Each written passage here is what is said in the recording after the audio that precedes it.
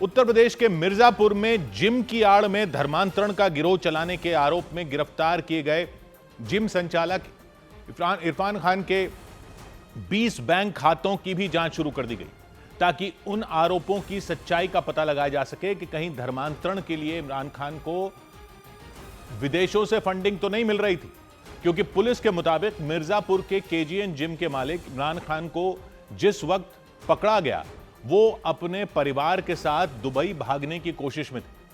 Police ने इमरान को Delhi airport से गिरफ्तार किया था। पुलिस ने पहले से उनके खिलाफ लुकआउट नोटिस जारी कर रखा था और उस पर 25,000 रुपए का इनाम भी घोषित किया था। अभियुक्त इमरान को हमारी पुलिस के द्वारा दिल्ली से लाया गया है। गहनता से उससे पूछताछ हो रही है और ये ट्रांजिट रिमांड पे यहाँ लाया गया है। गिरफ्तारी के बाद उसकी दिल्ली से मिर्जापुर लाकर सीजीएम कोर्ट में उसको पेश किया गया, लेकिन मिर्जापुर पुलिस ने कोर्ट में पेशी से पहले और बाद में इमरान खान से पूछताछ की थी। पुलिस सूत्रों के मुताबिक इमरान खान से धर्मांतरण का गिरोह चलाने के आरोपों को लेकर सवाल किए गए थे। सूत्रों के मुताबिक मिर्जापुर क्राइम ब्रांच की टीम ने भी इमरान खान से करीब 45 मिनट तक पूछताछ की थी। सूत्रों ने बताया कि पूछताछ के दौरान फंडिंग, बैंक ट्रांजैक्शन और उनकी विदेश यात्राओं को लेकर भी सवाल पूछे गए थे। सूत्रों के मुताबिक जांच में सामने आया कि इमरान ने ही मिर्जापुर में सबसे पहले केजीएन जिम सेंटर की शुरुआत की थी।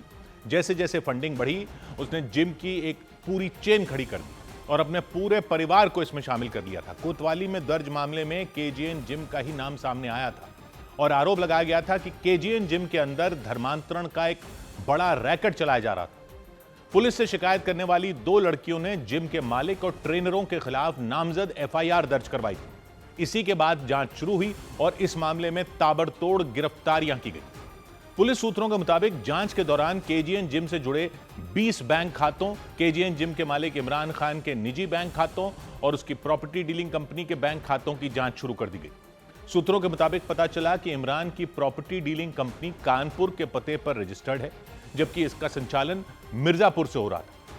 सूत्रों के मुताबिक जांच एजेंसियों को शक है कि ब्लैकमेलिंग और वसूली के जरिए मोटी रकम जुटाई गई और उसी रकम का इस्तेमाल कर मिर्जापुर में जिम के अलग अलग सेंटर खोले गए, विदेश यात्राएं की गई और महंगी प्रॉपर्टी बनवाई गई।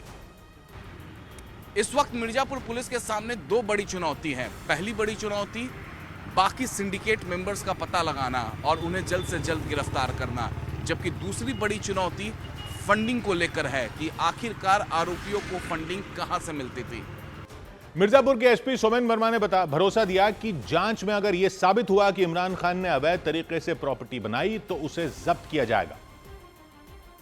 कि इमरान खान ने जो प्रॉपर्टी डीलर है यहाँ पे जनपद मिर्ज़ापुर में एक इसकी अच्छी पैठ बन गई थी और इसकी काफ़ी सारी प्रॉपर्टीज़ है और ये अगर अपराध संबंधित प्रॉपर्टीज़ होंगी तो संबंधित जो सेक्शंस है उसके अंदर इनको जब्त भी किया जाएगा। पुलिस ने केजीएन जिम और इमरान खान के बैंक खाते सीज कर लिए। पुलिस के मुताबिक इस मामले में कुल 7 आरोपियों को गिरफ्तार किया गया और 5 जिम पर ताला लगा दिया गया। पुलिस की एक टीम इमरान खान पर लगे पुराने केस की पड़ताल करने में भी जुट गई, क्योंकि इमरान खान के खिलाफ गलत प्रॉपर्टी बेचने के आरोप में पहले भी एक केस दर्ज हुआ था। सूत्रों के मुताबिक पुलिस जांच में यह भी सामने आया कि इमरान खान ने केजीएन जिम की चेन खोलकर अपने भाई अशफाक को जिम का मालिक बना दिया था, अपने साले को जिम का ट्रेनर बनाया और कुछ और दूसरे रिश्तेदारों को जिम से ही जुड़े अलग अलग कामों में लगा दिया था।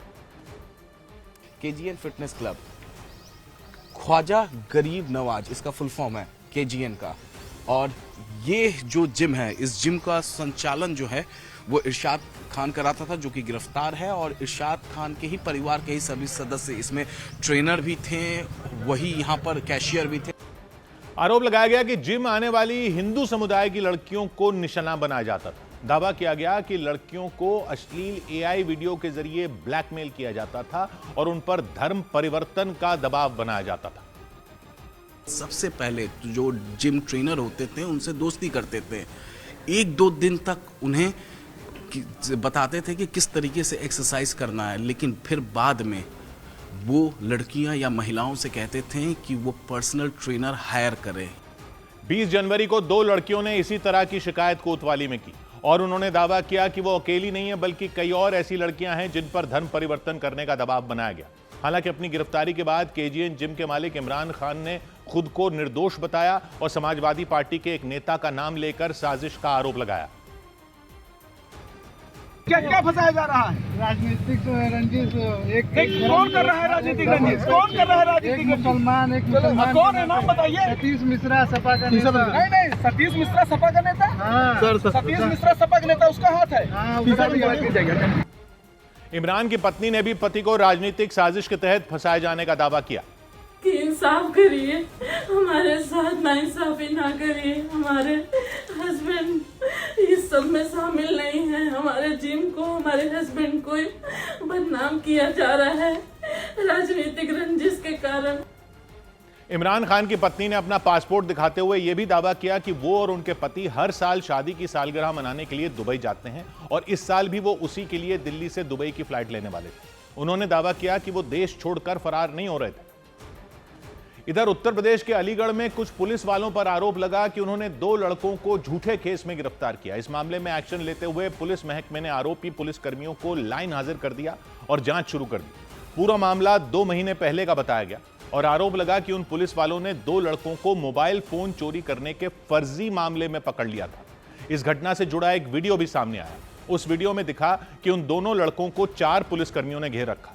पुलिस वाले उन लड़कों से कुछ बातचीत करते दिखे। इसी दौरान हरे कपड़ों वाले लड़के की जेब में एक पुलिसकर्मी चाकू रखते नजर आए। हालांकि यह सब उस लड़के की जानकारी में किया गया, क्योंकि जब पुलिसकर्मी ने उसकी पैंट की जेब में चाकू रखा तो एक पल के लिए उसने भी पीछे मुड़कर देखा और फिर बिना किसी ऐतराज के सामने की तरफ देखने लग गया। इसके बाद उन लड़कों के सामने खड़े पुलिस वालों ने अपना मोबाइल फोन निकाला और वीडियो बनाना शुरू कर दिया। बताया गया कि वो पुलिसकर्मी दोनों लड़कों को रंगे हाथ पकड़ने का वीडियो रिकॉर्ड करना चाहते थे। ले लो गाड़ी को, इधर की तरफ दिखा देंगे और ये थोड़ी हल्की करो, चलेंगे तब इनको खिंचवाएंगे। तुमने साहब पुलिस को देख के बाद चलेंगे भी तो है, वो खड़े ही हैं। आरोप लगा कि मोबाइल चोरी के केस में उन लड़कों को पकड़ने से पहले पुलिस वालों ने पूरी तैयारी की थी और फिर किसी फिल्मी सीन की तरह उसको अब वीडियो बना लिया। लेकिन जिस जगह पर पुलिस वाले वीडियो बना रहे थे वहीं पास के एक मकान से किसी ने पूरे वाकये का वीडियो अपने मोबाइल में रिकॉर्ड कर लिया। तस्वीरों में दिखा कि हाथों में मोबाइल लिए पुलिसकर्मी ने जैसे ही कैमरा चालू किया, उनके साथी फौरन एक्शन में आ गए। वो तलाशी लेने का नाटक करते दिखे।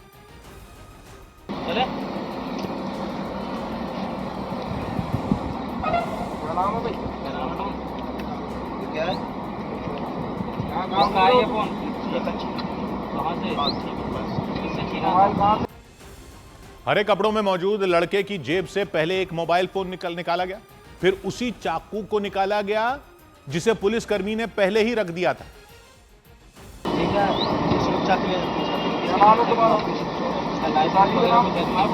परमिशन है। सवाल जवाब के बाद पुलिस वालों ने उन लड़कों के हाथ में चाकू थमाकर उनके साथ तस्वीरें ली। लेकिन हैरान कर देने वाली बात यह कि पुलिस ने उन लड़कों से जो भी करने के लिए कहा वो बिना किसी विरोध के करते नजर आए और कुछ ही देर बाद पुलिस वाले उन दोनों को अपनी गाड़ी में बैठाकर वहां से ले जाते दिखाई दिए। चौंका देने वाला ये मामला अलीगढ़ के अकराबाद थाना क्षेत्र का रहा। सोशल मीडिया के माध्यम से एक वीडियो संज्ञान में आया है जिसके संबंध में जानकारी की गई। तो इस वीडियो में 2 माह पूर्व अकराबाद पुलिस द्वारा 2 मोबाइल लुटेरे गिरफ्तार किए जा रहे हैं। जिन पुलिस वालों पर उन लड़कों के खिलाफ फर्जी केस बनाने के आरोप लगे उन्हें फौरन लाइन हाजिर कर दिया गया। यही नहीं, अलीगढ़ पुलिस ने जांच के बाद इस मामले में सख्त कार्रवाई का भरोसा दिया। सौभाग्य की एक बात यह कि पुलिस की कहानी पर पब्लिक को विश्वास क्यों नहीं होता वो तो अलीगढ़ में साफ दिख गया, क्योंकि कानून चाहे कैसा भी बना लो, उसका तोड़ अपराधी ही नहीं, पुलिस ही निकाल रही है, तो फर्क क्या रह गया। नया कानून यह आया हुआ है कि पुलिस किसी को पकड़ेगी और उससे कुछ बरामद करेगी तो उसका वीडियो बनाएगी। ये किस लिए किया गया था? इसलिए किया गया था कि कोई यह ना कह सके कि पुलिस झूठ बोल रही है और उसके पास से कुछ नहीं मिला है, पुलिस ने खुद प्लांट किया। पुलिस के पास वीडियो में सबूत रहेगा। कानून तो सही सोच के साथ बना दिया गया, लेकिन पुलिस क्या कर रही है? अलीगढ़ में क्या हुआ? पुलिस वाले जंगल में 2 युवकों को ले गए, वीडियो बनाने से पहले उनकी जेब में खुद ही चाकू डाल रहे थे। प्लान यह था कि पहले जेब में चाकू डाल देंगे, फिर वीडियो रिकॉर्ड करना शुरू करेंगे कि देखा इनकी जेब से तो चाकू निकले।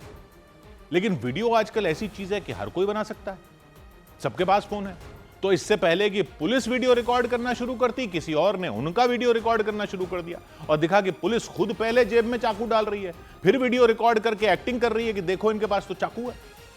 और जिन लड़कों के साथ ये पुलिस कर रही थी उनको भी पता था कि ये हो रहा है, यानी किसी तीसरे ने वीडियो नहीं बनाया होता तो वो लड़के भी जानते थे कि उनकी जेब में चाकू प्लांट करके पुलिस ने केस को मजबूत किया। वीडियो आने पर पुलिस वालों को लाइन हाजिर कर दिया गया और जांच बैठा दी।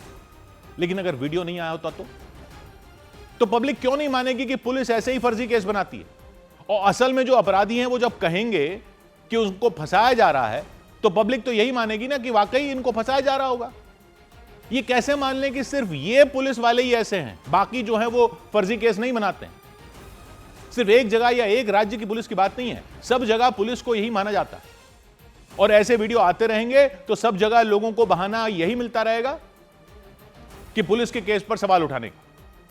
ये सिर्फ लाइन हासिल करने जैसा मामला कैसे है? इससे गंभीर क्या होगा कि सारी पुलिस की सच्चाई पर ही सवाल उठाने वाली बात कोई कर दे तो? पुलिस की कहानी के आधार पर तो आजकल बुलडोजर चल जाते हैं। अगर वो कहानियां ऐसे बनाई गई हों तो जांच के बाद क्या सजा दी जाएगी पुलिस वालों को? क्योंकि वो तो दिख रहे हैं चाकू डालते हुए। और लड़कों के साथ क्या सेटिंग थी जो वो ये करवा भी रहे थे और खुद को ही दोषी साबित करने का केस मजबूत कर रहे थे? अगर ये सांठ-गांठ चल रही थी तो इससे ज्यादा सीरियस मामला क्या हो सकता है? छोटा मोटा चाकू का केस नहीं है ये। अगर कानून के राज पर ही सवाल खड़ा हो जाए तो वो केस कोई छोटा केस कैसे हो सकता है? जो ये बार बार पुलिस कहती है ना कि सख्त से सख्त कार्रवाई की जाएगी, वो इसमें करके दिखाए सख्त से सख्त कार्रवाई। वीडियो रिकॉर्ड करने का नियम इसलिए बना था कि झूठ की कोई गुंजाइश न रहे। इन्होंने वीडियो ही झूठा बना दिया तो फिर सच की गुंजाइश कहां रह गई? 100 बात की एक बात। उधर यूपी के अमरोहा में एक घर पर कार सवार बदमाशों ने दिन दहाड़े फायरिंग करके दहशत मचा दी। उत्तर प्रदेश के अमरोहा में दिन दहाड़े कार सवार कुछ लोगों ने एक घर के बाहर ताबड़तोड़ फायरिंग कर दी। 2 कारों में आए हमलावर गोलीबारी के बाद फरार हो गए। पुलिस ने सीसीटीवी वीडियो के आधार पर हमलावरों की पहचान और तलाश शुरू कर दी। उत्तर प्रदेश के मेरठ में एक व्यक्ति ने फांसी लगाकर खुदकुशी कर ली। परिवार वालों के मुताबिक उसने पहले मायके गई अपनी पत्नी से वीडियो कॉल पर बात की और उसी दौरान उसने फांसी लगाकर आत्महत्या कर ली।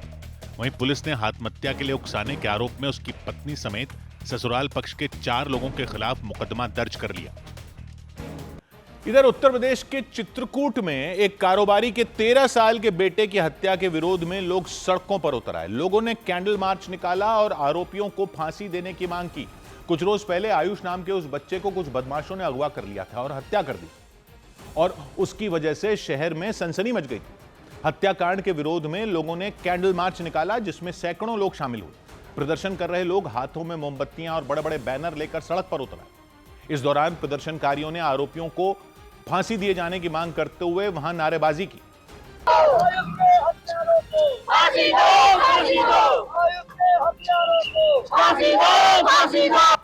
हालांकि पुलिस आयुष हत्याकांड के मुख्य आरोपी अकरम उर्फ कल्लू को मुठभेड़ में ढेर करने का दावा कर चुकी है, जबकि इरफान नाम का दूसरा आरोपी पुलिस मुठभेड़ के दौरान गोली लगने से घायल हो गया था। उसका अस्पताल में इलाज चल रहा है। लोगों ने उसे फांसी दिए जाने की अपील की। कुछ लोगों ने पुलिस से आरोपी को जनता के हवाले करने की मांग की ताकि उसे सबक सिखाया जा सके। तो हम लोगों को सौंप दिया जाए अपराधियों को बीच चौराहे पर पेट्रोल डालकर, और फिर जिस तरह से हमारा बेटा तड़प तड़प कर मारा गया है, उसकी हत्या की गई है, उस हत्यारों को वैसी ही विडंबना से मारा जाए। पुलिस के मुताबिक दोनों बदमाश आयुष के घर में किराए पर रहते थे। दावा किया गया कि उन दोनों ने मिलकर पैसों के लिए पहले आयुष को अगवा किया था और फिर उसके पिता से 40 लाख रुपए की फिरौती मांगी।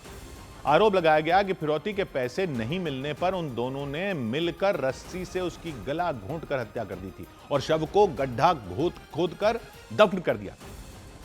उधर उत्तर प्रदेश के हाथरस के एक ढाबे पर थूक लगाकर रोटियां बनाने के आरोप में पुलिस ने वहां के एक कर्मचारी को गिरफ्तार कर लिया। सड़क के किनारे बने उस ढाबे पर फरमान नाम का वो कर्मचारी रोटियां बनाने का काम कर रहा था, लेकिन इस बीच वहां से गुजर रहे कुछ लोगों ने उसका वीडियो रिकॉर्ड कर लिया और वीडियो रिकॉर्ड करने वाले लोगों ने उस पर थूक लगाकर रोटियां बनाने का आरोप लगाया। हाथरस के मधुगढ़ी इलाके में मौजूद उस ढाबे पर फरमान नाम का वो कर्मचारी रोटियां बनाता नजर आया, लेकिन रोटियों को तंदूर के अंदर डालने से पहले वो झुककर बार बार कुछ करता दिखा। आरोप लगा कि वो रोटियों को थूक लगाकर बना रहा था। बाद में इसकी शिकायत मिलने पर पुलिस ने उसे गिरफ्तार कर लिया और मामले में जांच शुरू कर दी। 100 बात की एक बात यह कि ये थूक लगाकर तंदूरी रोटी बनाने वाले आरोप कब बंद होंगे? हर बार सेम कहानी होती है। कोई रोटी तंदूर में डालने से पहले उस पर झुकता हुआ दिखता है, कोई वीडियो बना लेता है, रोटी बनाने वाला मुसलमान होता है और मामला ज्यादातर पश्चिमी उत्तर प्रदेश के ढाबे का होता है और पुलिस जांच के आदेश दे देती है। लेकिन अब तक इतने टाइम से जो ये केस आते रहे, उनकी जांचों में क्या निकला? क्यों झुकते पाए गए रोटी बनाने वाले रोटी पर? क्या वो थूकते पाए गए हैं या कुछ और करते पाए गए हैं? ये हिंदू मुसलमान मामला नहीं है, ये सेहत का मामला है। क्या निकला है इन जांचों में, ये पब्लिक के सामने रखना बहुत जरूरी है, नहीं तो ये चिंगारी किसी दिन बहुत बड़ी आग लगा सकती है। सारे ढाबे वालों के, सारे रोटी बनाने वालों पर तो शक पैदा कर ही दिया है इससे, इन सब शिकायतों ने और पुलिस की कार्रवाई ने। लेकिन आगे क्या पता चलता है पुलिस को, वो पता ही नहीं चलता। और इस पर कोई कुछ आकर बताता क्यों नहीं कि किसने बोला है इनको रोटी पर झुकने को इस तरह? अगर वो उस पर थूक नहीं रहे तो फिर कहते हैं कि टारगेट कर रहे हैं। तो ऐसा होता रहेगा तो टारगेट करने वालों को तो मौका मिलता ही रहेगा। 100 बात की एक बात, इधर जम्मू कश्मीर के बांदीपुरा में सीआरपीएफ के एक कैंप में आग लगने से अफरा तफरी मच गई। जम्मू कश्मीर के बांदीपुरा में सीआरपीएफ के कैंप में भीषण आग लगने से हड़कंप मच गया। बताया गया कि शॉर्ट सर्किट की वजह से वहां आग लगी और इसकी जानकारी मिलने पर फौरन आग बुझाने का काम शुरू किया गया। गनीमत यह रही कि इसमें किसी के घायल होने की खबर सामने नहीं आई। कोलकाता में एक गोदाम में आग लगने की वजह से 3 मजदूरों की जान चली गई। नजीराबाद इलाके में मौजूद उस गोदाम में काफी देर तक जद्दोजहद करने के बाद आग बुझाई जा सकी, लेकिन आग लगने की वजह का पता नहीं चल पाया। उत्तर बिहार के मोतिहारी में एक लड़की पर घर में घुसकर तेजाब फेंके जाने से दहशत मच गई।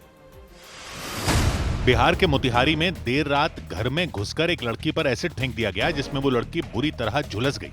उसे इलाज के लिए अस्पताल में भर्ती कराया गया। लड़की ने प्रियांशु नाम के युवक पर तेजाब फेंकने का आरोप लगाया, जिसके बाद पुलिस उसकी तलाश में जुट गई। अचानक से दोनों कमाड़ी खोलकर लाइट ऑफ कर फेंक दिया।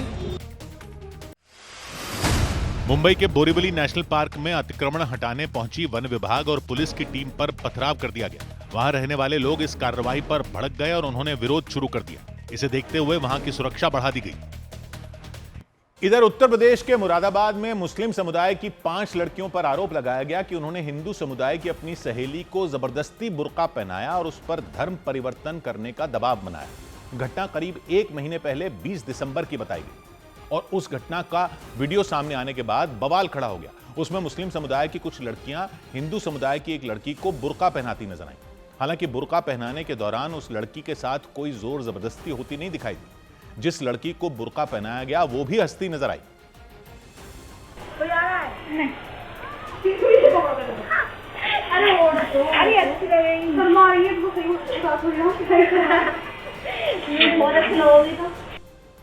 थोड़ी देर बाद वो सभी लड़कियां वहां से चली गई थी। दावा किया गया कि उस लड़की को बुर्का पहनाने के बाद मुस्लिम समुदाय की वो लड़कियां उसे एक रेस्टोरेंट में ले गई थी और उस लड़की के भाई ने आरोप लगाया कि उस रेस्टोरेंट में उनकी बहन के खाने में कुछ मिला दिया गया।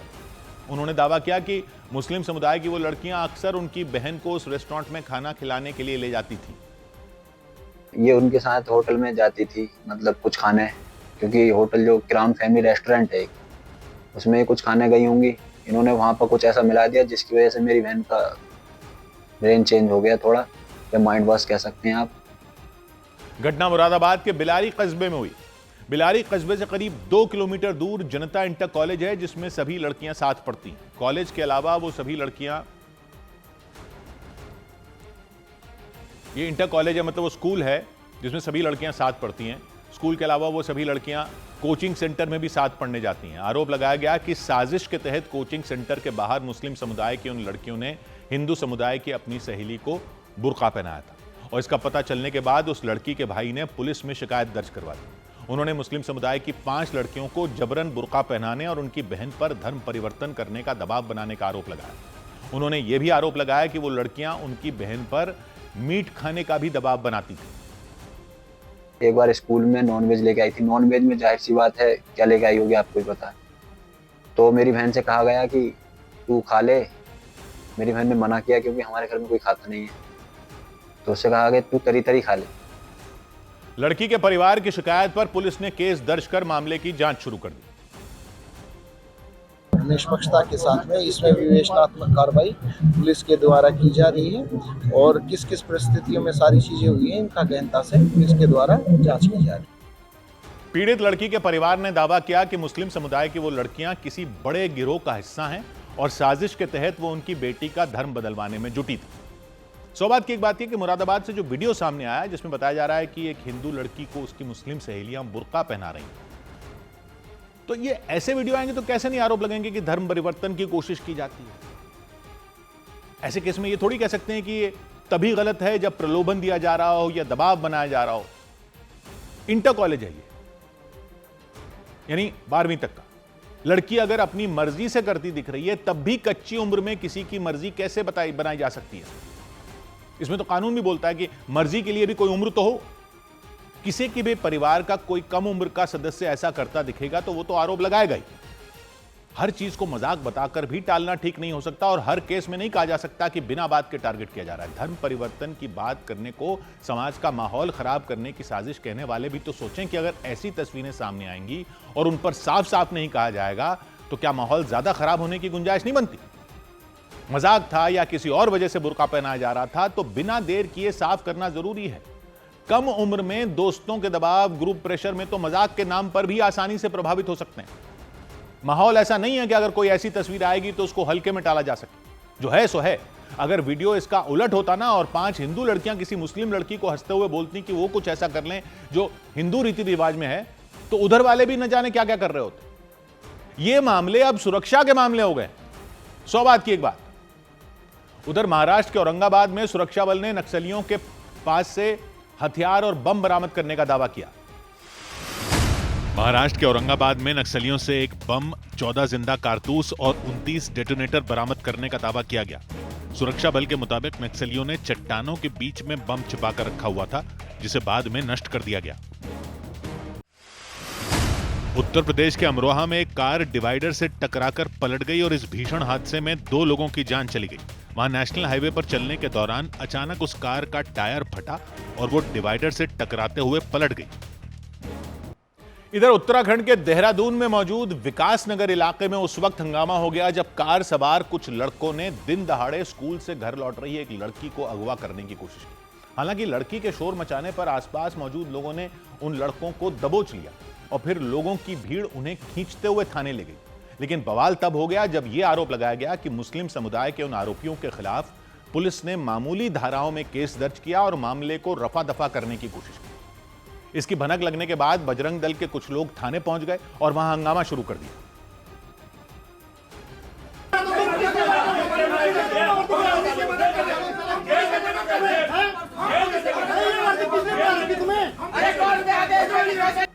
इसके बाद पुलिस ने लोगों को समझाने की कोशिश की लेकिन इसके बाद भी थाने में हंगामा होता रहा। आज तक वो बेटी कहाँ है? क्या पुणे इस घटना का इंतजार कर रही है पुलिस? वो बेटी को या फेंक देंगे या वो बेटी अंकिता भंडारी की तरह आत्महत्या कर लेगी? कहाँ जाएगी वो बेटी? हंगामा कर रहे लोगों ने आरोपियों पर सख्त कार्रवाई किए जाने की मांग की और चेतावनी दी कि अगर आरोपियों पर कड़ी कार्रवाई नहीं हुई तो वो लोग सड़कों पर उतर आएंगे। जिस लड़की को कार सवार लड़कों ने अगवा करने की कोशिश की उसके मुताबिक पिछले कुछ दिनों से वो लड़के उसका पीछा कर रहे थे। उसने दावा किया उन लड़कों के पास काले रंग की कार है जिससे वो उसके स्कूल और घर का चक्कर लगा रहे थे। वहां से वो कार मेरे पीछा कर रही थी तो वो मेरा लगातार पीछा करते रहे थे घर तक। जब तक मैं आ रही थी बार बार चक्कर लगा रहे थे घर के। फिर वो क्या बोलते मैं अपने घर आ गई थी। लड़की के मुताबिक उन लड़कों ने उसे अगवा करने की धमकी दी थी और उसकी वजह से वो बुरी तरह डर गई। किडनैपिंग के लिए भी हमें बोल रहे थे किडनैप करेंगे, गलत वर्ड्स यूज करते थे वो हमारे पास। फिर वो हमने अंकल को बताया वहाँ पे शॉप पे तो अंकल मतलब हमें घर तक छोड़ने आए। आरोप लगाया गया कि 22 जनवरी को उन लड़कों ने दिन दहाड़े स्कूल से घर लौटने के दौरान उस लड़की को कार में खींचने की कोशिश की थी लेकिन उसी दौरान लड़की ने हंगामा कर दिया। उसके शोर मचाने के बाद आसपास रहने वाले लोगों ने कार में बैठे लड़कों को पकड़ लिया था। इसके बाद लोग उन्हें थाने ले गए और फिर पुलिस के हवाले कर दिया। बजरंग दल के लोगों ने आरोप लगाया कि पुलिस ने आरोपियों पर मामूली धाराओं में केस दर्ज किया और उसकी वजह से उन्हें कुछ ही घंटों में जमानत मिल गई। 4 दिन से उसका पीछा करके उसको उठाने का प्रयास किया जा रहा है और कानून, ये संविधान के अनुरूप कहने वाले केवल कह दिया उसको 24 घंटे के बाद कुछ ही घंटों में थाने से जमानत दे दी गई। हालांकि पुलिस ने आरोपों से इनकार कर दिया। इस मामले में पुलिस ने पीड़ित लड़की की शिकायत पर आरोपियों पर केस दर्ज कर उनके खिलाफ कार्रवाई शुरू कर दी। 3 लोगों को के खिलाफ भी कार्रवाई की गई है जो कि ढकरानी के रहने वाले हैं तथा वो जो जिस थार में वो आए थे वो बिना नंबर प्लेट की थी और जो उसकी संपत्ति थी उसको भी सीज कर लिया गया। पुलिस ने भरोसा दिया कि लड़की को कार से अगवा करने की कोशिश करने वाले आरोपियों पर कड़ी से कड़ी कार्रवाई की जाएगी। 100 बात की एक बात यह कि जुर्म में धर्म का एंगल डालकर जुर्म को छोटा तो नहीं किया जा रहा। उत्तराखंड के विकास नगर में कुछ लड़कों ने एक स्कूली लड़की को अगवा करने की कोशिश की। पुलिस पर आरोप लगाया जा रहा है कि पुलिस ने धाराएं सख्त नहीं लगाई, लेकिन इससे तो मतलब नहीं होना चाहिए ना कि आरोपी मुस्लिम है या नहीं है। गुनाह गुनाह है। जिस सख्ती की मांग अपराधियों के लिए करनी चाहिए वो सिर्फ तभी थोड़ी ही करनी चाहिए जब आरोपी किसी दूसरे धर्म के हो। अगर पुलिस गलत है तो गलत है और गलत नहीं है तो नहीं है। हर बात में हिंदू मुस्लिम करने से हिंदू मुस्लिम तो हो जाता है, लेकिन सवाल तो यह है ना कि एक्शन ऐसा हो कि कोई भी ऐसा क्राइम करने की सोचे भी नहीं। असली लड़ाई तो महिलाओं की सुरक्षा के लिए होनी चाहिए। और दूसरी तरफ जो समुदायों के नेता यह कहते हैं कि उनको टारगेट किया जा रहा है, वो भी तो ऐसे मामलों में खुलकर आकर बोलें तो सही कि ऐसे लोगों को पकड़कर सख्त सजा दो। विश्वास तो दोनों तरफ से बनाना पड़ेगा ना। दूसरी साइड भी तो चुप रहकर मौका देती है हर बात में धर्म का एंगल जुड़ने पर। 100 बात की एक बात। उधर राजस्थान के कोटा में आवारा कुत्तों ने हमला कर 4 लोगों को घायल कर दिया। राजस्थान के कोटा में आवारा कुत्तों ने कई लोगों पर हमला कर उन्हें घायल कर दिया। शहर के कुछ इलाकों में सड़क से गुजरने वाले लोगों पर आवारा कुत्तों ने हमला किया। बाद में 4 लोगों को अस्पताल में इलाज के लिए भर्ती कराया गया। उत्तराखंड के पौड़ी गढ़वाल जिले के लैंसडाउन में 2 साल की एक बच्ची पर तेंदुए ने हमला कर दिया। तेंदुए के हमले में बच्ची की जान चली गई। घटना के बाद इलाके में दहशत मच गई। तेंदुए को पकड़ने के लिए वन विभाग ने जगह जगह सीसीटीवी कैमरे और पिंजरे लगा दिए। अगर जरूरत पड़ी तो शूट करने की परमिशन मिली है, तो उसमें हमने 2 पिंजरे लगाए हैं जगह पे, तीसरा पिंजरा भी लेके जा रहे हैं। इधर राजस्थान के नागौर में पुलिस ने गणतंत्र दिवस से पहले 10,000 किलो अमोनियम नाइट्रेट जब्त कर बड़ी साजिश को नाकाम करने का दावा किया। ये वो केमिकल है जिसका इस्तेमाल विस्फोटक तैयार करने में किया जाता है, और इसलिए इस खबर ने न सिर्फ राजस्थान बल्कि पूरे देश में खलबली मचा दी। पुलिस के मुताबिक नागौर के एक खेत में बने मकान में जब छापेमारी की गई तो वहां से 2, 4 या 10 नहीं बल्कि 190 बोरियां जब्त की गई। बताया गया उनमें 10,000 किलो अमोनियम नाइट्रेट के अलावा विस्फोटक बनाने में इस्तेमाल होने वाली कई दूसरी चीजें भी बरामद हुई। विस्फोटक सामग्री जो कि मौके से जब्त की गई है, जो कि भारी मात्रा में है और संभवतया प्रदेश की सबसे बड़ी विस्फोटक अधिनियम की ये कार्रवाई है। इस मामले में पुलिस ने सुलेमान नाम के व्यक्ति को गिरफ्तार कर लिया। जानकारी दी गई कि सुलेमान के खिलाफ पहले से ही अवैध विस्फोटक से जुड़े 3 केस दर्ज थे, और पुलिस ने शक जताया कि इतनी भारी मात्रा में इकट्ठा किए गए अमोनियम नाइट्रेट का इस्तेमाल किसी बड़े धमाके या साजिश में हो सकता था। पुलिस ये पता लगाने में जुट गई कि आरोपी के पास अमोनियम नाइट्रेट कहां से आया और इसका इस्तेमाल कहां होने वाला था। इससे पहले दिल्ली के नजदीक हरियाणा के फरीदाबाद में करीब 3,000 किलो अमोनियम नाइट्रेट बरामद किया गया। उस छापेमारी के बाद देश के कई राज्यों में फैले आतंकियों के एक बड़े नेटवर्क का पता चला था। सूत्रों के मुताबिक नागौर की घटना के बाद पुलिस आतंकी नेटवर्क के एंगल से भी मामले की जांच में जुट गई। हालांकि पूछताछ में आरोपी ने माना कि वो अवैध खनन के लिए अमोनियम नाइट्रेट इकट्ठा कर रहा था, और इस बीच पुलिस की कार्रवाई के बाद आरोपी सुलेमान की तबीयत अचानक बिगड़ गई। हालत बिगड़ने पर थाने से ही सुलेमान को अस्पताल ले जाया गया। इसके बाद वहां से अजमेर के सबसे बड़े अस्पताल में रेफर कर दिया गया। वहां कड़ी सुरक्षा के बीच आरोपी को अस्पताल में भर्ती कराया गया। मामले की गंभीरता को देखते हुए वार्ड के चारों तरफ कई जवान तैनात कर दिए गए। सूत्रों के मुताबिक अमोनियम नाइट्रेट की बरामदगी के मामले में राजस्थान पुलिस के साथ साथ सुरक्षा एजेंसियां भी पड़ताल में जुट गई। उधर बिहार के जमुई में एक डॉक्टर के घर में घुसकर बदमाशों ने लूटपाट की। बिहार के जमुई में कुछ बदमाश एक डॉक्टर के घर में लूटपाट की घटना को अंजाम देकर फरार हो गए। विरोध करने पर बदमाशों ने डॉक्टर, उनकी पत्नी और उनके बेटे के साथ मारपीट की। दावा किया गया कि बदमाशों ने उन्हें बेहोशी का इंजेक्शन भी दिया। पुलिस ने मामले की जांच शुरू कर दी। तो कोई 4-5 लोग आके और मतलब इनमें को लूटपाट की। गैंगस्टर दीपक नांदल ने सोशल मीडिया पर पोस्ट करके हरियाणा सरकार से कार्रवाई की मांग की। पोस्ट में दीपक नांदल ने करनाल में एक शादी समारोह के दौरान एक्ट्रेस मौनी रॉय के साथ हुई बदसलूकी का विरोध किया। गैंगस्टर दीपक ने हरियाणा सरकार से बदसलूकी करने वाले आरोपियों पर सख्त कार्रवाई किए जाने की मांग की। इधर प्रदेश के बागपत में गणतंत्र दिवस के मौके पर निकाले गए जुलूस के दौरान मजहबी नारे लगाए जाने का मामला सामने आया। लोगों ने आरोप लगाया कि आयोजकों ने उस जुलूस में शामिल मदरसे में पढ़ने वाले बच्चों से धार्मिक नारे लगवाए और उस जुलूस में शामिल बच्चों के हाथों में तिरंगा झंडा नजर आया। वो बच्चे हाथों में तिरंगा लिए आगे बढ़ रहे थे। आरोपों के मुताबिक उसी दौरान उनसे धार्मिक नारे भी लगवाए गए।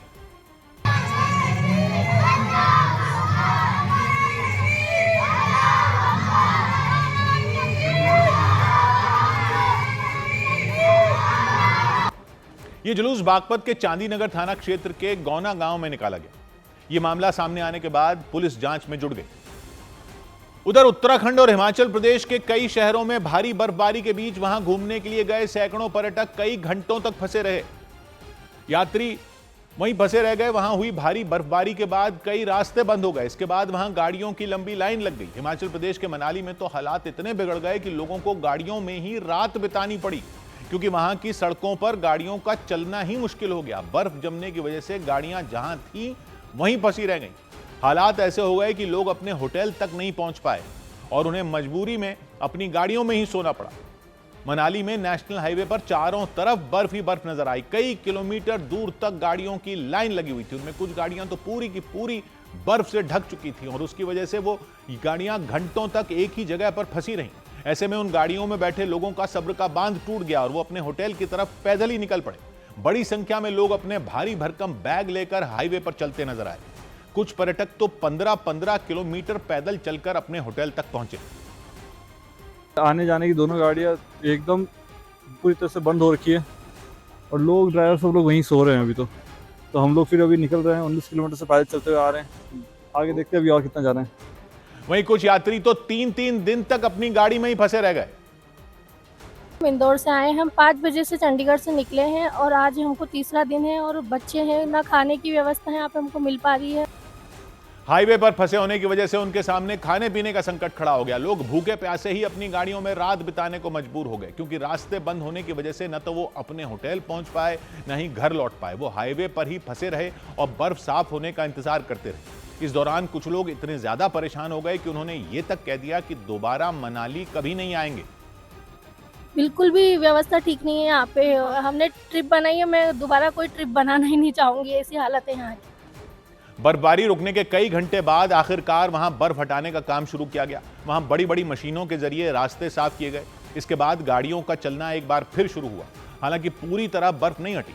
ऐसे में गाड़ियां रेंग कर चलती ही दिखाई दी और मनाली जैसा ही हाल शिमला का भी दिखाई दिया। वहां भी बर्फबारी देखने आए पर्यटकों की भीड़ लग गई। इसके बाद वहां की सड़कों पर लंबा जैम लग गया।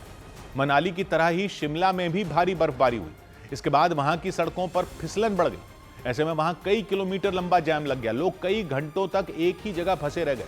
कुछ लोगों के मुताबिक शिमला के ढली मंडी से तारा देवी की दूरी 23 किलोमीटर है, जो वहां तक पहुंचने में 1 घंटा लगता है, लेकिन बर्फबारी के बाद लगे जैम की वजह से वहां तक पहुंचने में 7 घंटे लगे। इसकी वजह से लोग काफी परेशान हो गए। शिमला में भारी बर्फबारी की वजह से कई रास्ते भी बंद हो गए। बर्फ हटाने के बाद प्रशासन ने दोबारा उन रास्तों को खोल दिया। हिमाचल प्रदेश के अलावा उत्तराखंड के कई शहरों में भी बर्फबारी होते ही पर्यटकों का जमावड़ा लग गया। इसकी वजह से वहां भी लंबा जाम लग गया। उत्तराखंड के चक्राता में 23 जनवरी से ही भारी बर्फबारी शुरू हो गई। इसके बाद से ही वहां पर्यटकों का आना शुरू हो गया, लेकिन भारी बर्फबारी की वजह से वहां कई रास्ते बंद हो गए और वो पर्यटक वहीं फंस गए। ना यहाँ लाइट है, खाने की भी बहुत दिक्कत हो रही है। किसी तरीके से होटल से ही जो मैनेज हो पा रहा है, लेकिन हम लोग यहाँ फंस गए हैं। निकलने का भी कुछ नहीं पता चल रहा है। लगातार बर्फबारी से वहां की सड़कें बर्फ से ढक गई। ऐसे में उन सड़कों से गुजरने वाली कई गाड़ियां बंद हो गईं। इसके बाद पुलिस और एसडीआरएफ के जवानों ने धक्का मारकर उन गाड़ियों को वहां से निकाला। दूसरी तरफ बर्फबारी के बाद बंद हुए रास्तों से भी बर्फ हटाने का काम तेज कर दिया गया और चक्राता की तरह ही उत्तराखंड के नैनीताल में भी पर्यटकों की भीड़ लगने से हालात बिगड़ गए। 3 दिन की लगातार छुट्टी होने की वजह से बड़ी संख्या में लोग नैनीताल पहुंच गए। ऐसे में वहां कई किलोमीटर लंबा जाम लग गया। कई रास्तों का हाल तो इतना बुरा हो गया कि वहां पैर रखने की जगह तक नहीं बची। इसके अलावा वहां की पार्किंग भी पूरी तरह भर गई।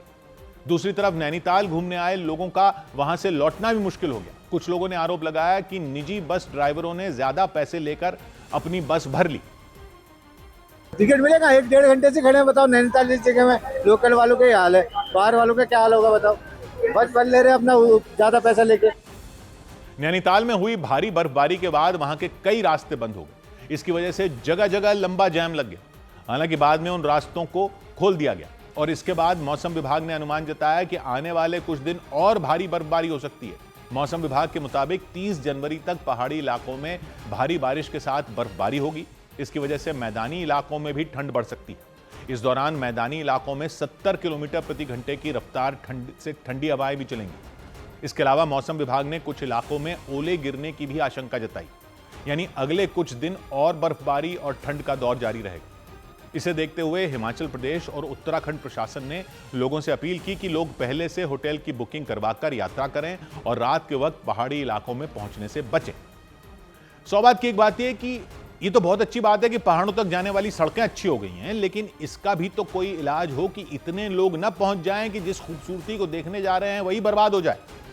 गर्मियों में यही हाल हो रहा है, बर्फ में भी हो रहा है। जरा सी बर्फ पड़ी नहीं कि लोग निकल पड़े पहाड़ों की तरफ।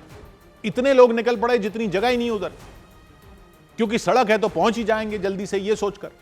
और जिस धुएं और प्रदूषण से भागकर वहां जाते हैं, रेंगती गाड़ियों के उसी धुएं में घंटों फंसे रह जाते हैं। पहाड़ों के लोगों की पर्यटन से कमाई तो जरूर बढ़नी चाहिए, लेकिन यह थोड़ा ही करना है कि मुर्गी सोने का अंडा दे रही है तो आगे के सारे अंडे निकालने के लिए मुर्गी का पेट ही फाड़ दो। रात रात भर के ट्रैफिक जैम हो रहे, होटलों में जगह नहीं बची तो गाड़ियों में सो रहे। ऐसे ही गोवा में जा जाकर वहां के बीच की ऐसी तैसी कर दी। वही हाल पहाड़ों का हो जाता है। वही हाल अब मंदिरों वाली जगहों का भी होने लग गया है। इससे किसका फायदा हो रहा है? यानी पर्यटन वाली जगहों पर जाने वाले लोग कम करने होंगे और पर्यटन वाली जगह के लोगों की कमाई कम नहीं हो, ऐसा करना होगा। यह पॉलिसी बनाने का सवाल है और सरकार का काम है पॉलिसी बनाना। लोग उतने आए कि जगहों की सुंदरता भी बनी रहे और वो उनका आनंद भी ले सकें और वहां के लोगों की कमाई भी ज्यादा हो। यानी या तो कोई टैक्स ऐसा हो जिसका सीधा फायदा वहां के लोगों को मिले और जाने वालों की संख्या में भी थोड़ा कंट्रोल आए। मतलब जाना और महंगा तो हो जाएगा। अब अगर यह मध्य वर्ग की जेब पर भारी पड़ेगा तो क्या इसलिए जगहों का ही सत्यानाश कर दें ताकि आने वाले सालों में ये जगह जाने लायक ही न बचें? अगले इलेक्शन के आगे भी तो देश रहेगा ना। सौ बात की एक बात, इधर केंद्र सरकार ने बजट सत्र से पहले सभी राजनीतिक दलों की बैठक बुलाई। केंद्र सरकार ने बजट सत्र से पहले 27 जनवरी को सभी राजनीतिक दलों के साथ विचार विमर्श करने के लिए सर्वदलीय बैठक बुलाई। बैठक का उद्देश्य बजट सत्र के संचालन और राष्ट्रीय मुद्दों पर सहमति बनाना है। बजट सत्र की शुरुआत 28 जनवरी से होगी। सवर्ण आर्मी नाम के संगठन के कार्यकर्ताओं ने देश में विश्वविद्यालयों को मान्यता देने वाली संस्था यानी यूजीसी के खिलाफ प्रदर्शन का ऐलान कर दिया। उन लोगों ने यूजीसी के नए कानून को छात्र हित के खिलाफ बताया और यूजीसी पर युवाओं को जातिवाद की खाई में धकेलने का आरोप लगाया। राजस्थान के बाड़मेर की डीएम और चर्चित आईएएस अधिकारी टीना डाबी से गणतंत्र दिवस पर झंडा फहराने के दौरान चूक हो गई। झंडा फहराने के बाद वो ये भूल गईं कि उन्हें किस दिशा में सलामी लेनी है। वो झंडे के पीछे की तरफ मुड़कर खड़ी हो गई। बाद में उन्होंने अपनी गलती सुधारी। उधर ईरान से तनाव के बीच अमेरिका ने उसके नजदीक सैन्य तैनाती बढ़ाकर युद्ध के संकेत दे दिए। खबर है कि अमेरिका के परमाणु ताकत वाले एयरक्राफ्ट कैरियर समेत कई विनाशकारी युद्धपोत ईरान के करीब पहुंच चुके हैं और दावा किया गया कि हमले का आदेश मिलते ही अमेरिका की फौज पूरी ताकत के साथ ईरान पर टूट पड़ेगी। ईरान में महंगाई के मुद्दे पर प्रदर्शन करने वाले लोगों को अमेरिकी राष्ट्रपति ट्रंप का समर्थन मिला था। यही नहीं, ट्रंप ने ईरान की सरकार पर सैकड़ों बेगुनाह प्रदर्शनकारियों की हत्या के आरोप भी लगाए थे। इसके विरोध में उन्होंने कई बार सख्त कार्रवाई की धमकी दी थी। इसी के बाद अमेरिका की सेना ने ईरान को चारों तरफ से घेरने का काम तेज कर दिया और देखते ही देखते ईरान के आसपास अमेरिका के खतरनाक लड़ाकू विमानों, युद्धपोतों और पनडुब्बियों का जमावड़ा लग गया। इनमें सबसे खतरनाक एयरक्राफ्ट कैरियर एब्राहम लिंकन को बताया गया, क्योंकि एब्राहम लिंकन को दुश्मन के लिए काल माना जाता है। यह समुद्र पर तैरता वो अभेद्य किला है जो विरोधी सेना को घुटनों पर लाने की ताकत रखता है। इसकी लंबाई 330 मीटर से ज्यादा यानी करीब 3 फुटबॉल मैदानों के बराबर है। एयरक्राफ्ट कैरियर एब्राहम लिंकन पर हर वक्त F-35 और F-18 लड़ाकू विमान तैनात रहते हैं और दावा है कि वो करीब 90 लड़ाकू विमानों को एक साथ लेकर दुश्मन पर आसमान और समंदर से एक ही बार में हमला बोल सकता है। हालांकि एब्राहम लिंकन कभी अकेला नहीं चलता, उसकी सुरक्षा में विनाशकारी मिसाइलों से लैस 3 से 4 युद्धपोत रहते हैं। उनके अलावा पानी के नीचे कई पनडुब्बियां भी एब्राहम लिंकन के आसपास मौजूद रहती हैं। मतलब एब्राहम लिंकन को चलता फिरता सैन्य अड्डा कह दिया जाए तो गलत नहीं होगा। और खबर है कि यही सैन्य अड्डा ईरान के बिल्कुल दरवाजे पर पहुंच चुका है, जबकि पिछले हफ्ते तक एयरक्राफ्ट कैरियर एब्राहम लिंकन दक्षिण चीन सागर में मौजूद था, लेकिन ट्रंप के आदेश पर उसे फौरन पश्चिम एशिया के लिए रवाना कर दिया गया। हिंद महासागर को पार करने के बाद वो अरब सागर पहुंचा और खबर है कि एब्राहम लिंकन ने ईरान के बिल्कुल नजदीक ओमान की खाड़ी में डेरा डाल दिया। मतलब वो उस जगह पहुंच गया जहां से ईरान का कोई भी कोना उसकी रेंज से बाहर नहीं है और डोनाल्ड ट्रंप के एक इशारे पर उनकी सेना ईरान में तबाही मचा सकती है, क्योंकि अमेरिका के जो युद्धपोत ईरान के नजदीक पहुंचे उन पर एक से बढ़कर एक मिसाइलें मौजूद हैं। इनमें विनाशकारी टोमाहॉक क्रूज मिसाइलें भी शामिल हैं। टोमाहॉक मिसाइल परमाणु बम भी फोड़ सकती है और 1500 किलोमीटर के दायरे में आने वाले दुश्मन के किसी भी ठिकाने को तहस नहस कर सकती है। अपने सटीक हमले के लिए जानी जाने वाली टोमाहॉक मिसाइल करीब 900 किलोमीटर प्रति घंटा की रफ्तार से वार करती है। और सबसे खतरनाक बात यह है कि टोमाहॉक मिसाइल जमीन से महज 30 मीटर की ऊंचाई पर उड़ान भर सकती है। ऐसे में विरोधी सेना के रडार को चकमा देना इसके लिए आसान हो जाता है। यानी ईरान पर भड़के अमेरिका ने उसके करीब अपने सबसे घातक हथियार तैनात कर दिए। इसके अलावा पश्चिम एशिया में मौजूद अमेरिकी सैन्य अड्डों को भी अलर्ट कर दिया गया। खबर है कि उन्हें हर तरह के हालात से निपटने के लिए तैयार रहने के आदेश दिए गए। ईरान के पड़ोसी इराक के अंदर भी अमेरिका के एयरबेस हैं। इसके अलावा तुर्की, सीरिया, जॉर्डन, सऊदी अरब, कुवैत, बहरीन, कतर, यूएई और ओमान में भी अमेरिका के सैन्य अड्डे हैं। दावा है कि उन सभी ठिकानों को मिलाकर पश्चिम एशिया में अमेरिका के करीब 40 से 50 हजार सैनिक मौजूद हैं।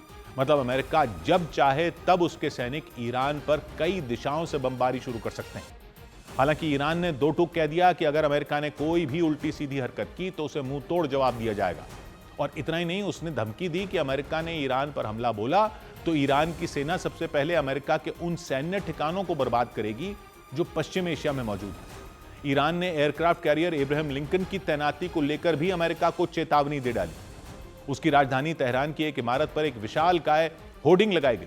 उस होर्डिंग पर एयरक्राफ्ट कैरियर एब्राहम लिंकन की बर्बादी की तस्वीर लगाई गई। उस तस्वीर में दिखाया गया कि एयरक्राफ्ट कैरियर पर मौजूद सभी लड़ाकू विमानों को बमबारी में तबाह कर दिया गया और अमेरिकी सैनिकों के खून से समंदर का पानी लाल हो गया। यानी ईरान ने साफ कर दिया कि अगर अमेरिका ने सैन्य कार्रवाई शुरू की तो उसे इसकी भारी कीमत चुकानी पड़ेगी। सौभाग्य की एक बात यह कि बोर्ड ऑफ पीस का क्या हुआ, जो ट्रंप ने अभी ताजा बनाया है। पाकिस्तान जैसे देश तो दौड़े दौड़े चले गए थे साइन करने ट्रंप के अपने यूएन कहे जा रहे शांति के बोर्ड में। उनका क्या कहना है इस पर कि अमेरिका ईरान के खिलाफ युद्ध की तैयारी और तेज करता दिख रहा है। अमेरिका ने अपने बड़े बड़े जहाज ईरान के पास समुद्र में भेज दिए हैं।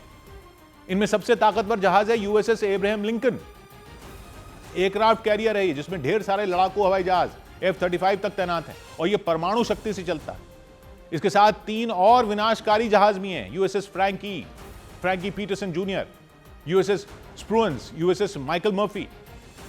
एक तरफ ट्रंप कहते हैं कि वो दुनिया में जंगें रोक रहे हैं और दूसरी तरफ ईरान में महंगाई और सरकार के खिलाफ प्रदर्शन करने वाले लोगों का साथ देकर उन्हें ईरान की सरकार पर सैकड़ों बेकसूर लोगों को मारने का आरोप लगाया और कई बार सख्त कार्रवाई की धमकी दी। और अब अमेरिका की सेना ने ईरान को चारों तरफ से घेर लिया है। अमेरिका ने मिसाइल रक्षा सिस्टम जैसे थाड भी वहां तैनात कर दिए ताकि अगर ईरान जवाब दे तो रोक सके। और ईरान की तरफ से भी जवाब आ रहा है। उनके विदेश मंत्रालय के प्रवक्ता कहते हैं कि अमेरिका और इजरायल मिलकर हाइब्रिड युद्ध कर रहे हैं। ईरान की सेना ने चेतावनी दी कि अगर हमला हुआ तो पूरे पश्चिम एशिया में अमेरिका के ठिकानों पर हमला कर दिया जाएगा। यहां तक कि पश्चिमी मीडिया की खबरों में बताया जा रहा है कि ईरान के सबसे बड़े नेता आयतुल्ला खामनेई एक गुप्त बंकर में चले गए। यानी स्थिति फिर बहुत सीरियस और खतरनाक हो गई और बोर्ड ऑफ पीस वाले चुप बैठे। 100 बात की एक बात, बर्फीले तूफान की वजह से अमेरिका के कई राज्य बेहाल हो गए। हालात इतने ज्यादा बिगड़ गए कि राष्ट्रपति डोनाल्ड ट्रंप ने वहां इमरजेंसी घोषित कर दी। जानकारी के मुताबिक अमेरिका की करीब 2/3 आबादी यानी 21 करोड़ लोग इस तूफान की चपेट में आ गए और उसकी वजह से उन लोगों का जीना मुहाल हो गया। अमेरिका की राजधानी वॉशिंगटन डीसी में इतनी ज्यादा बर्फबारी हुई कि सब कुछ ढक गया। सड़कों पर सिर्फ बर्फ ही बर्फ नजर आई। इसके अलावा कई लोगों की गाड़ियां भी बर्फ में दब गई। वहां मौजूद व्हाइट हाउस भी चारों तरफ से बर्फ से घिर गया। वहां लगातार बर्फ गिरती दिखाई दी। इस दौरान बर्फ हटाने का काम भी तेज कर दिया गया। बर्फीले तूफान से अमेरिका के 20 से ज्यादा राज्यों में हालात बिगड़ गए और कई राज्यों में तो लोग बिना बिजली के रहने को मजबूर हो गए, क्योंकि बर्फीले तूफान की वजह से वहां कई इलाकों में बिजली के तार भी टूट गए। जानकारी के मुताबिक अमेरिका के 10 लाख से ज्यादा लोग अंधेरे में रहने को मजबूर हो गए। दावा है कि बिजली की सप्लाई दोबारा शुरू होने में कई हफ्ते लग सकते हैं। बर्फीले तूफान की वजह से अमेरिका के टेक्सास, ओक्लाहोमा, पेंसिल्वेनिया, फिलाडेल्फिया के शहरों में सबसे ज्यादा बर्फबारी हुई। इसके बाद राष्ट्रपति ट्रंप ने वहां इमरजेंसी का ऐलान कर दिया, क्योंकि भारी बर्फबारी से वहां हालात ऐसे हो गए कि लोग अपने मकानों से बाहर तक नहीं निकल पाए। उनके मकानों के आगे कई फीट बर्फ जमा हो गई। इसके बाद कुछ लोग अपने मकानों के सामने से बर्फ हटाते दिखाई दी। और अमेरिका में आए बर्फीले तूफान का असर वहां से उड़ने वाली फ्लाइटों पर भी हुआ। वहां के कई बड़े एयरपोर्ट से उड़ने वाली 80% तक फ्लाइटें रद्द हो गईं। इसकी वजह से लोगों को काफ़ी परेशानी हुई। जानकारी के मुताबिक पिछले कुछ दिनों में अमेरिका के अलग अलग एयरपोर्ट से उड़ने वाली 30,000 से ज़्यादा फ्लाइटें रद्द हो चुकी हैं। अनुमान लगाया गया कि आने वाले कुछ और दिनों तक ये परेशानी बनी रहेगी। अमेरिका में आए इस बर्फीले तूफान से वहां के मैसाचुसेट्स राज्य के वाटरटाउन शहर में तापमान -37 डिग्री तक पहुंच गया। इसके बाद लोग अपने मकानों में कैद हो गए। वहां के मौसम विभाग ने चेतावनी दी कि आने वाले दिनों में भी तूफान के साथ भारी बर्फबारी और बारिश जारी रहेगी। उधर अमेरिका के मिनियापोलिस में इमिग्रेशन अधिकारियों की गोली से एक और व्यक्ति की मौत पर भारी बवाल हो गया। अवैध रूप से रहने वाले लोगों पर नजर रखने और उन पर कार्रवाई करने वाले इमिग्रेशन अधिकारियों ने अपनी कार्रवाई के दौरान एक अमेरिकी नागरिक पर ही फायरिंग कर दी और इस वजह से वहां खलबली मच गई। अमेरिका के मिनियापोलिस का वो इलाका अचानक गोलियों की तड़तड़ाहट से गूंज उठा।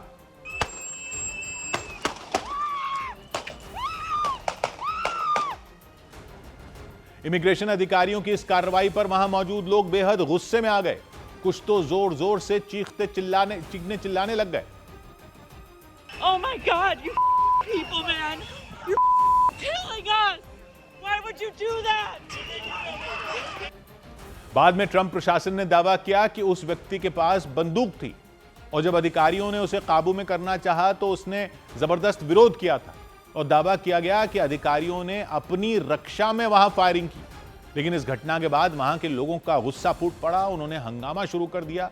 इस बीच वहां की पुलिस ने उन्हें खदेड़ने के लिए उन पर आंसू गैस के कई गोले दाग दिए।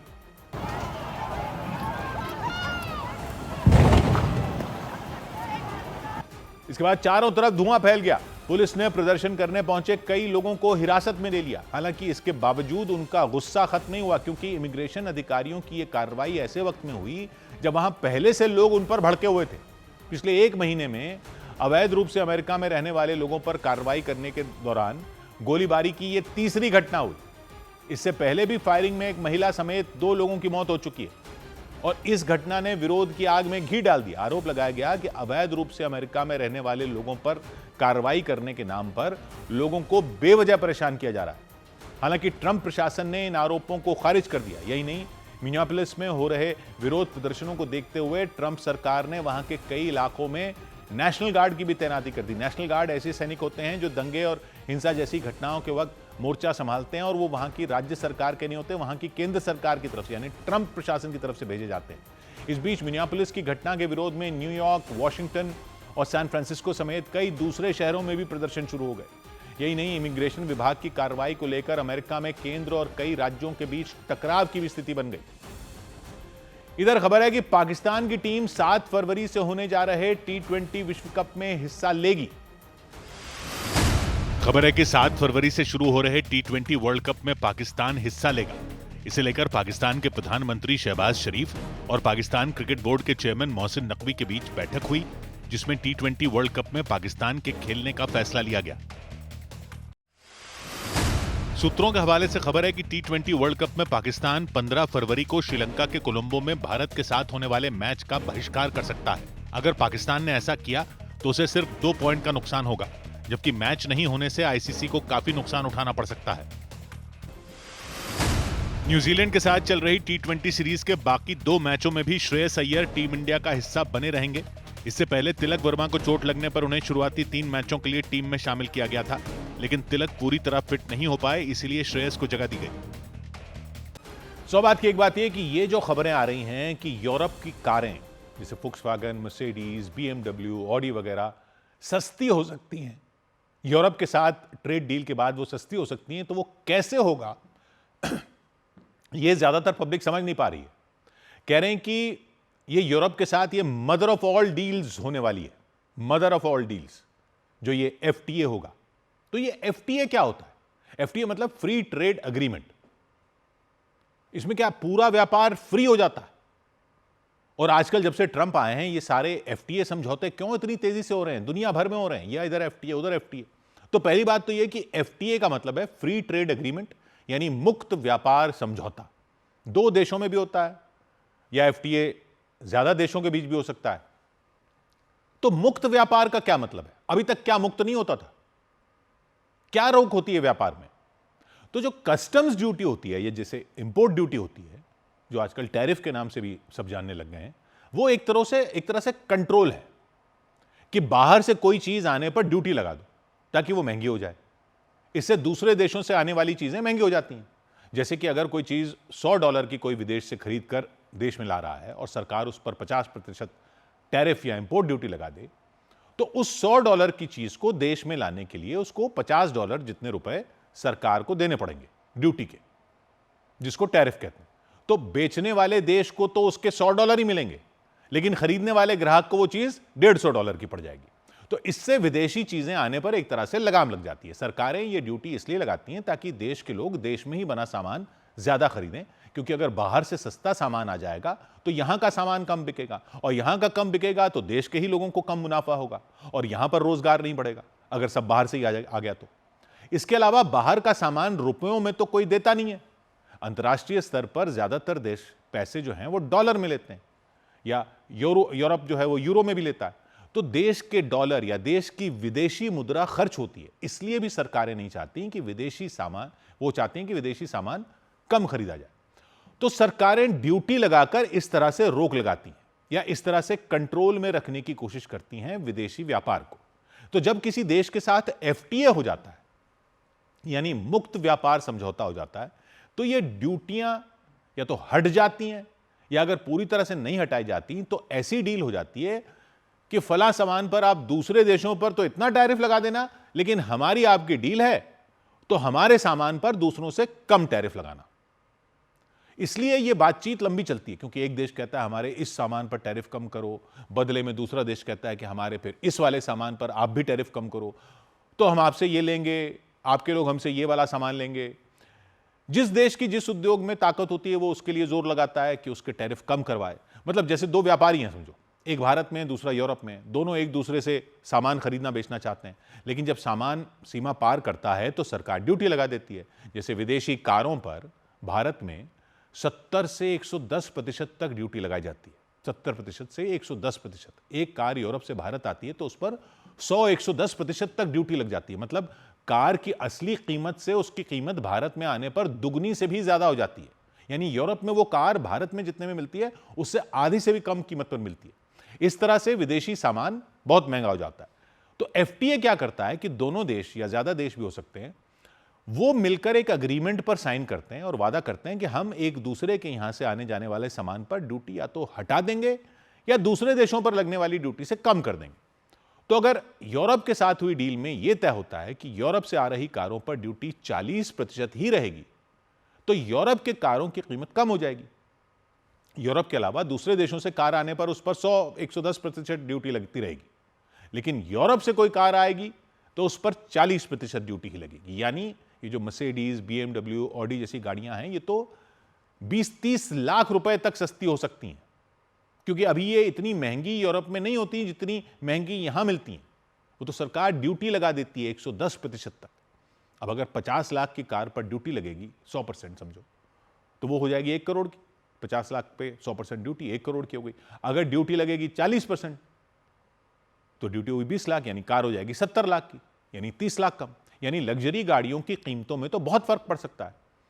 और सिर्फ कारों की बात नहीं है, यूरोप से भारत कारें आएंगी तो यूरोप भारत से चाय ले सकता है, दवाइयाँ ले सकता है, कपड़े ले सकता है, बहुत कुछ ले सकता है, लेन देन होता है। मतलब बदले में यूरोप भी हमारे सामान पर ड्यूटी कम लगाएगा।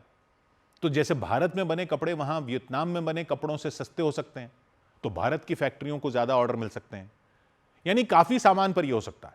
और यह समझौता सिर्फ ड्यूटी कम करने तक नहीं रहता, कभी कभी ये नियम भी बनाता है कि व्यापार निष्पक्ष हो, कोई धोखा ना दे, उसके लिए नियम, निष्पक्ष व्यापार हो उसके लिए नियम, सेवाएं, बैंकिंग सेवाएं कैसी हों उसके लिए नियम, आईटी सेवाओं के लिए नियम, वो भी आसान हो।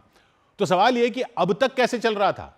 तो क्या है कि देश एक दूसरे से व्यापार करने पर कैसे टैरिफ वगैरह लगा रहे हैं वो देखता है WTO, यानी वर्ल्ड ट्रेड ऑर्गेनाइजेशन। बहुत सालों तक बातचीत हुई थी पूरी दुनिया के देशों में, तब जाकर ये WTO बन पाया था। दूसरी वर्ल्ड वॉर 1945 में जब खत्म हुई तो व्यापार को लेकर देशों में समझौता हुआ 1947 में। उस समझौते का नाम था GATT, यानी general agreement on tariffs and trade. 1947 में 23 देशों ने समझौता किया था कि अब युद्ध खत्म हो गया, अब व्यापार बिना रोक टोक के शुरू करेंगे तो जल्दी से युद्ध से बर्बाद हो चुकी अर्थव्यवस्थाएं जो हैं वो फिर पटरी पर आ जाएंगी। जिस देश को जो बनाने में महारत है वो उसको बनाए और बाकी देशों में बेचे और बाकी देशों से वो भी दूसरा सामान ले, ये भावना थी। 23 देशों से शुरू होकर इसमें एक एक करके कई देश जुड़ते चले गए और लगभग पूरी दुनिया ही हो गई थी। लेकिन फिर भी सब देशों में समझौता ही नहीं हो पा रहा था। कोई देश कहता था बाहर से खाने पीने की चीजें आ गई तो हमारे किसानों की फसल कौन लेगा, कोई कहता था बाहर की गाड़ियां आ गई तो हमारे यहां तो कभी गाड़ियां कोई बनाएगा ही नहीं क्योंकि बाहर वाली सस्ती पड़ेंगी, वगैरह वगैरह। बहुत दिनों तक चलता रहा। तो देशों ने आपस में ये FTA तभी से करने शुरू कर दिए थे कि पूरी दुनिया के लेवल पर नहीं हो रहा तो आपस में कर लेते हैं। कई देशों के साथ FTA हो गए करते करते। दो धड़ों में दुनिया बटी हुई थी, याद रखिए। एक अमेरिका का धड़ा था जो व्यापार को मुक्त कर देने की बात करता था, दूसरा कम्युनिस्ट देशों का धड़ा था जिनका लीडर था रूस की अगुवाई वाला सोवियत संघ। और भारत जैसे कई देश थे जो किसी धड़े के साथ नहीं थे लेकिन वो भी सबसे अलग अलग डील करते थे। तो ये बातचीत होने और बात न बनने का दौर कई साल तक चलता रहा और WTO बनते बनते पिछली सदी ही खत्म हो गई। 1995 में जाकर WTO बना, जिसमें उन अलग अलग FTA के नियमों को साइड पर रखकर दुनिया भर के लेवल पर एक व्यापार संगठन बन गया। और इसको भी काम करने में और चीजें लागू करने में 21वीं सदी शुरू हो गई।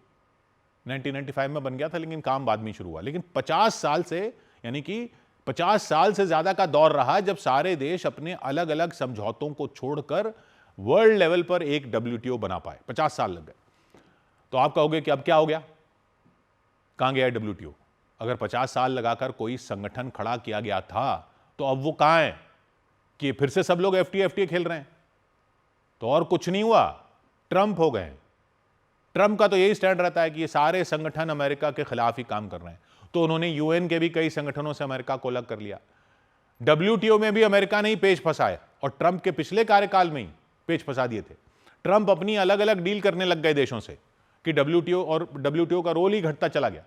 WTO यानी विश्व व्यापार संगठन आज भी पूरी तरह से मौजूद है, काम कर रहा है, लेकिन उसकी हालत उतनी कमजोर हो गई है कि कई देश अब अपने आपस में अलग अलग FTA यानी मुक्त व्यापार समझौते साइन कर रहे हैं, क्योंकि WTO के जरिए बड़े पैमाने पर सबके साथ मिलकर नए नियम बनाना या पुराने झगड़ों को सुलझाना बहुत मुश्किल हो गया है। WTO की सबसे बड़ी समस्या यह है कि उसकी अपील करने वाली बॉडी, यानी उसकी जो सबसे ऊपरी अदालत है जहां व्यापार के बड़े फैसले होते थे, 2019 से बंद पड़ी है क्योंकि अमेरिका ने नए जजों की नियुक्ति को रोक दिया और वो अब भी नहीं मान रहा। जिसे कोई भी देश अगर WTO के नियम तोड़ता है तो उसका फैसला अंतिम रूप से नहीं हो पाता और सजा का कोई असर ही नहीं रहता।